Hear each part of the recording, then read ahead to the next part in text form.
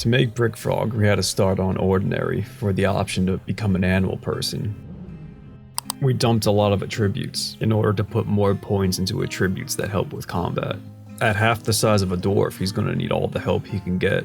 Besides some bronze armor, we took 5 jet blocks and 1 nice heavy cinnabar block.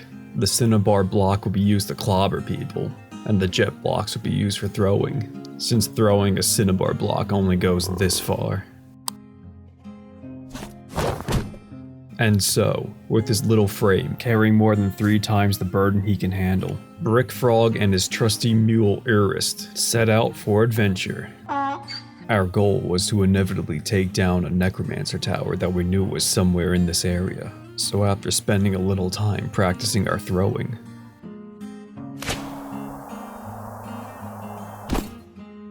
we headed south into the wilderness to try to find some animals to practice our fighting on, as any good adventurer does. Suddenly, Uris ran off on his own and attacked a frail gray langur as it passed by. Trusting his judgment, Brick Frog also chased down the langurs as best as he could while over-encumbered with 100 pounds of bricks. He was unable to keep up with Uris though, who was able to swiftly chase down and dispose of the small monkeys. As Uris scared some past us, we tried to get some bricks off on them, but unfortunately Brick Frog isn't too good at throwing bricks yet, and most of them missed. However, Brick Frog wasn't deterred. He was finally able to catch up to Uris and managed to land a brick on the langur. Brick Frog likes to think it helped.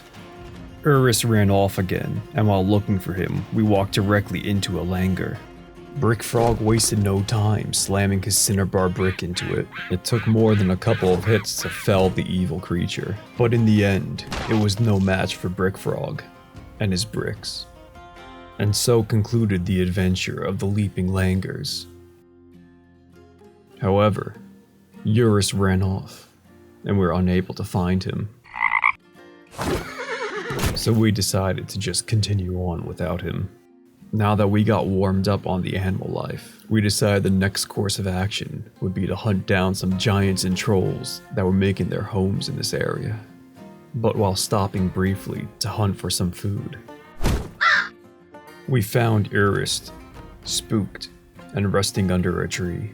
Brick Frog tried to calm him to the best of his ability, but Uris wasn't really having any of it. No matter what we tried, we couldn't get Uris to follow Brick Frog again. So we camped out at night to see if he would feel better in the morning, but he was still experiencing mortal fear. Brick Frog only had one more idea to calm Uris down.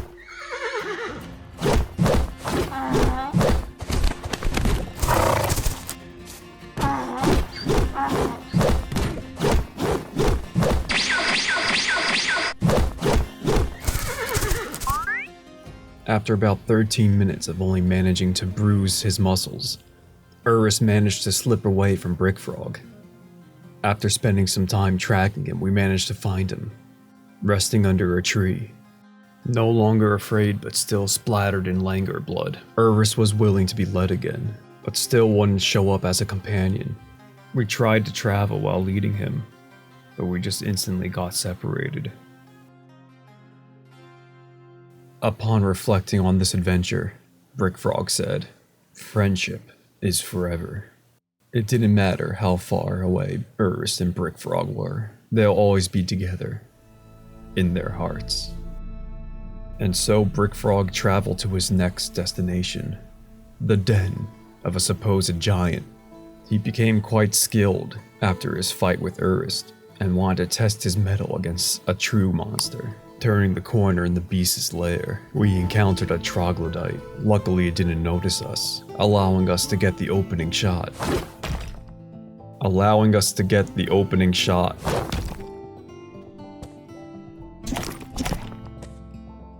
Opening shot.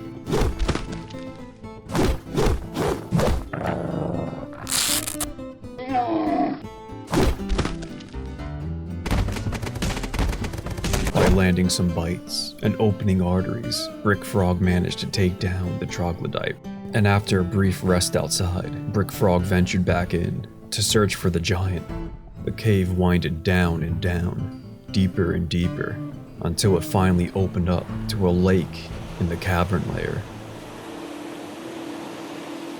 We climbed down and swam around for a bit until we came across a cave crocodile. It went down relatively easily, and we looked around the cavern for a bit, but we didn't want to stay around too long in case something we couldn't handle showed up. But on the ascent back to the surface, we were suddenly ambushed. The giant, Thicken Ibelgigan, announced his name as Thicken Zenithflyer while he charged at us. And though he knocked us down, we were able to dodge and then block his continued attacks. On closer inspection, we noticed that he was attacking us with an artifact bismuth bronze warhammer. This would be Brick Frog's first test against a truly skilled fighter. In fact, he was the first one to ever land a hit on Brick Frog, bruising his leg through his armor. We targeted his extremities, the idea being we would hamper his ability to fight by breaking limbs, much easier than we'd be able to land a killing blow on him. We tried an easy, direct strike to his upper torso, but only managed to bruise the skin, so we continued to go back to just trying to break his limbs. The bruises were starting to mount on Thicken, but they're also starting to add up on Brick Frog, and his small body wouldn't be able to handle as many injuries as the giant. He liked to remind you who he was. We tried to intimidate him by bragging about the troglodyte we've taken down, but he wasn't impressed, having taken down one of his own. In fact, he seemed to be enjoying the fight.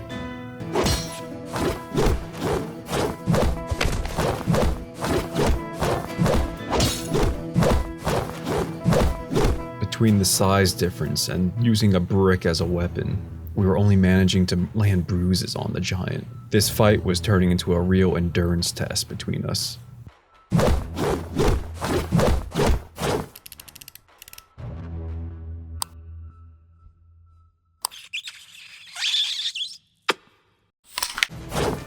The overexerted giant fell over after our devastating mouth-to-mouth attack.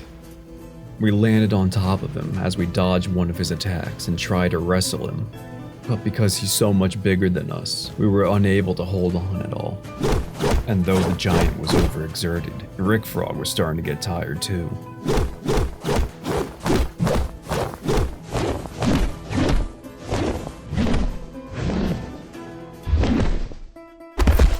Finally, Thicken passed out from exhaustion. And now that he was unable to fight back, we wrestled him until he choked to death. On the way out, Brick Frog took a moment to remember his old friend. With the giant slain, we scouted out our next mark. There was a troll in the area, and it looked like the next easiest thing to take down. We settled down to sleep for the night, but we were awoken a few hours later. Brick Frog smelt a troll, and there were sounds coming out of the darkness. We tried calling out to it to get it to come over, but even tales of Uris couldn't bait it out of the darkness. We tried to track it, but the only tracks we could find were our own. So we went back to sleep. The next day we headed off to its den, and managed to find it right as it was coming home.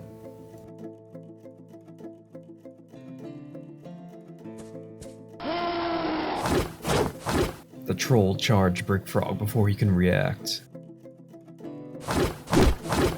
Thankfully, it was proving to not be as tough as the giant, and it was accumulating wounds much easier.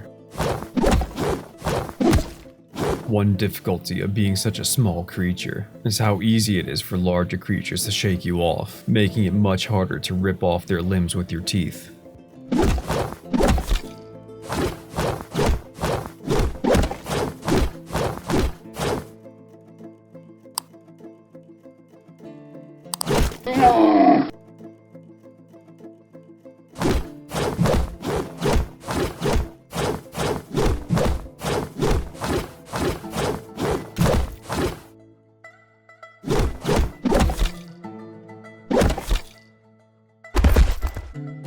And so after crushing 3 of his fingers and knocking out half of his teeth, the troll finally passed out, allowing us to strangle him to death.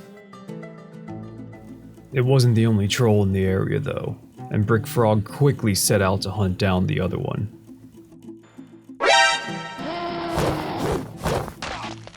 Luckily, this troll was a lot weaker than the other one we fought. Plus, Brick Frog was a lot stronger than he was before he fought the other troll, so it went down in like half the time. Now that the local area was clear of monsters, we headed south in search of new adventures.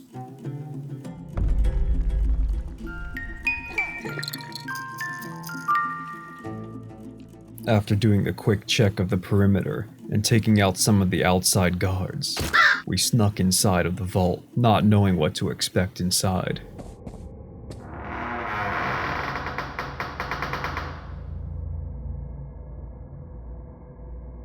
A large one-eyed demon with mandibles was guarding the way, and in the other room we can hear a Master Lasher and an Axeman talking to each other. Yeah, that vault's not going anywhere, we can always come back to it. And there's another interesting place we can check out nearby. I'm sure that'll be a lot more doable.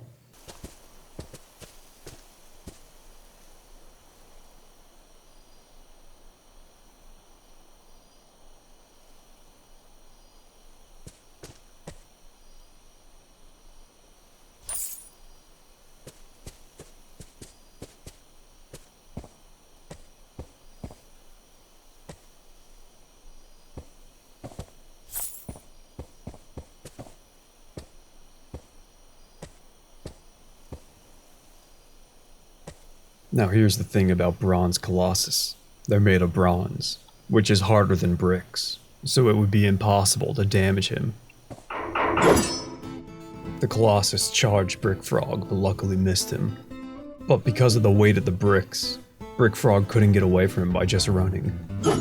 So we tried moving by jumping, which allowed us to move fast enough to get away despite the weight of the bricks.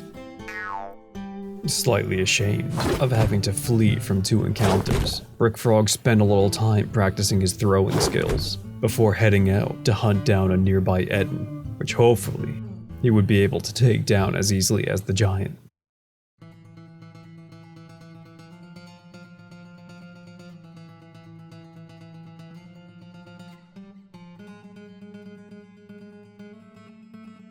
The Eden's cave was quite easy to find after we got ourselves out of the tree we somehow found ourselves in. We managed to catch the Eden right inside its house, allowing us to get a surprise strike off on it. Surprise strike on it. There we go. It's high noon.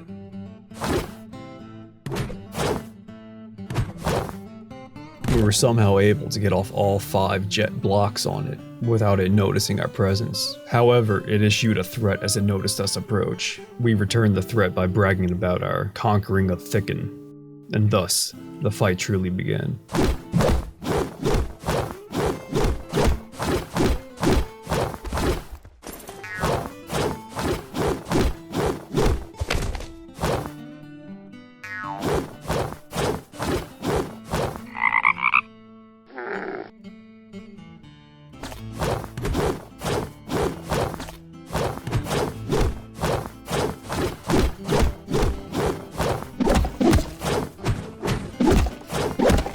Finally, the Eden falls over from overexertion.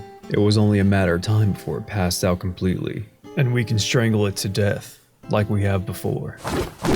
Apparently, the sickening kick to the stomach while she was on the ground was too much. She started calling for help. Brick Frog tried to reassure her, but she only insulted him in return. She was not getting any mercy. We tried to hold on to her as she crawled away, but still, the size difference was making it too hard for Brick Frog to latch onto her, and she kept breaking the hold. She was inevitably able to escape her cave, screaming for help. When we chased her outside, we found her standing back up, recovered from her overexertion, and she charged us once again. The fight was still on.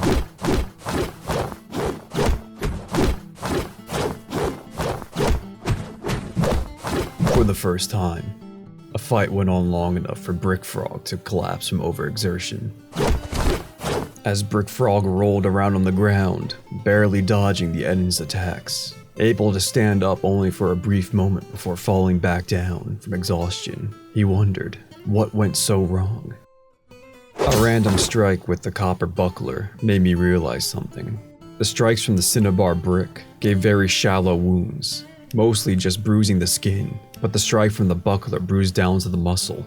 That's when I remembered, it's not just the weight of an object that determines how much damage it does. It's also the size of the object's impact zone, and bricks are very large in this game. So we switched to attacking with the buckler exclusively, earning us more damaging blows that would sometimes even bruise the lungs, something that never happened while fighting with just the bricks.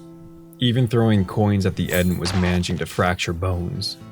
Despite the exhaustion, we were still able to dodge every single one of the Eden's attacks, and by being able to rack up more devastating damage, it looked like Brick Frog would be able to turn this around.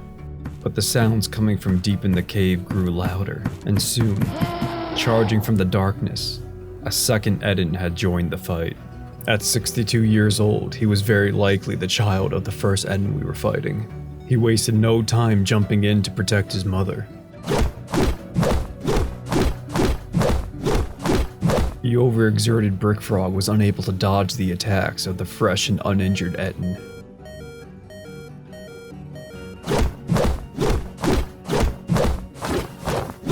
Brick Frog desperately crawled to his pile of coins, trying to get off at least one lucky throw, seeing if it can injure the new Eden enough to make him less of a threat.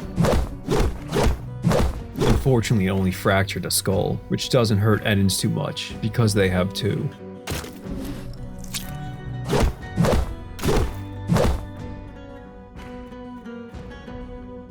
Limbs missing and bleeding to death on the ground, Brick Frog went out with one last act of defiance.